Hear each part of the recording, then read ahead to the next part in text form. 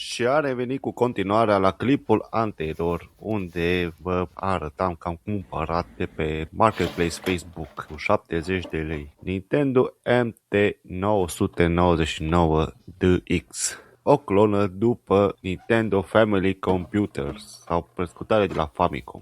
Nu sunt adeptul acestor console fake, dar acestea mi-aduce aminte de copilăria mea din anii 90 și motivul cel mai mare de ce l-am cumpărat, pentru că prima mea consolă a fost tipul acesta. Sistemul de scoatere a casetei sau dischetei nu merge și se poate observa foarte clar că consola arată jalnică. Oricum ar fi, să fac și un test.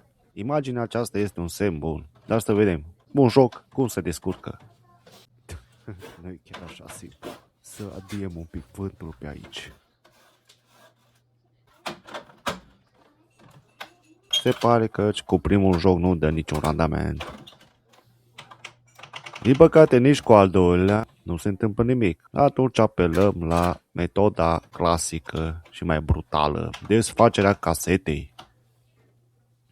Din păcate nici cu a treia variantă nu funcționează, atunci rămâne doar de a desface consola și a verifica ce este sau ce nu este înăuntru. Nu o să vă obosesc cu glasul meu, o să las doar muzica de plastic și alte materiale pe fundal pentru a vă îmbuna urechile muzicale. Enjoy! N-am ce face, dar trebuie să vă mai spun una alta, așa că instrumentele de curățare de bază sunt acestea, dar nu în ultimul rând scobitoarea.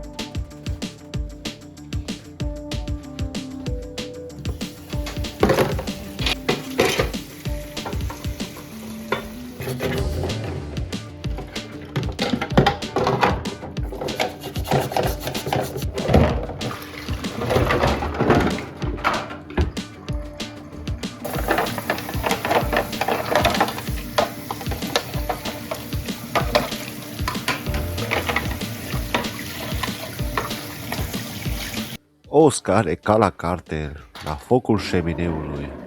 Ah, ce-ar mai are o cabană?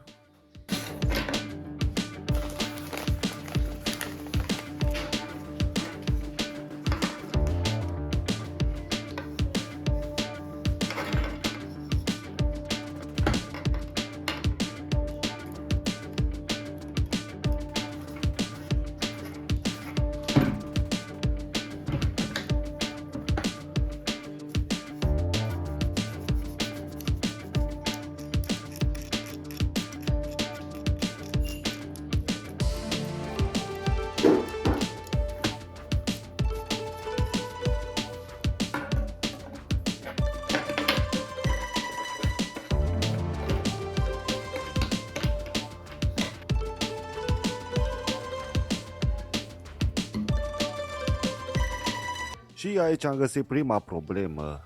Oare chiar afectează?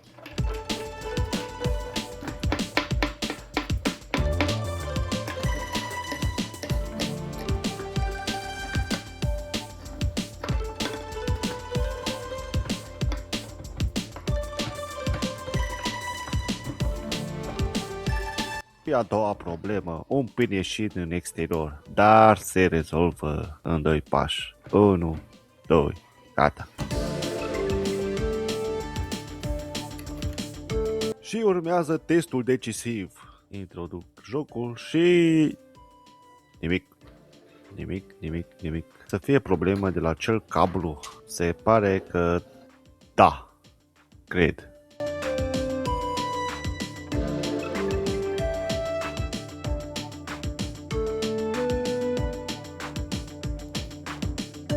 Momentan văd că imaginea funcționează, e ok. Am și o manetă asemănătoare, să vedem dacă și merge. Dar se pare că nu funcționează nici cu controllerul. Dar este foarte ciudat pentru că atunci când atașez acel cablu și apăs pe orice buton de la controlul, scoate un sunet ciudat, dar nu funcționează. Cum ar transmite o informație la placă, dar placa nu transmite mai departe la joc. Între timp am mai dat o curățare la placă și cred că l-am rezolvat de tot. Și când zic de tot, nu mai funcționează. Iar motivul este, am rupt sau mai bine zis am mișcat acea componentă metalică mai înaltă care bănuiesc că este un oscilator cu cristal, care este esențial pentru circuitul de sincronizare și generare de frecvență de pe placa de bază. Și nu știu din capul meu, am citit de pe internet. Nu dețin atâtea cunoștințe pe parte electronică. Dar știu că din cauza aceasta nu mai funcționează imaginea, deoarece atunci când țin apăsat își mai dă drumul.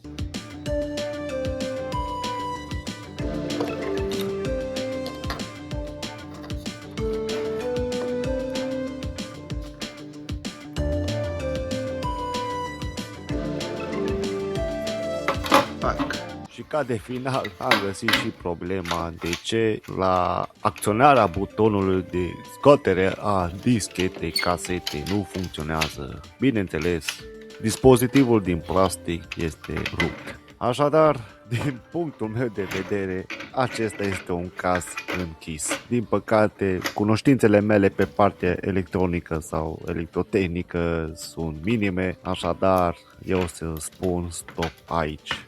Nu cred că se merită reparat, deoarece este doar o simplă copie. Dar totuși, dacă aveți cunoștințe și credeți că se poate repara cu minimele atribuiri de unelte, să zic așa, aștept în comentarii sugestii.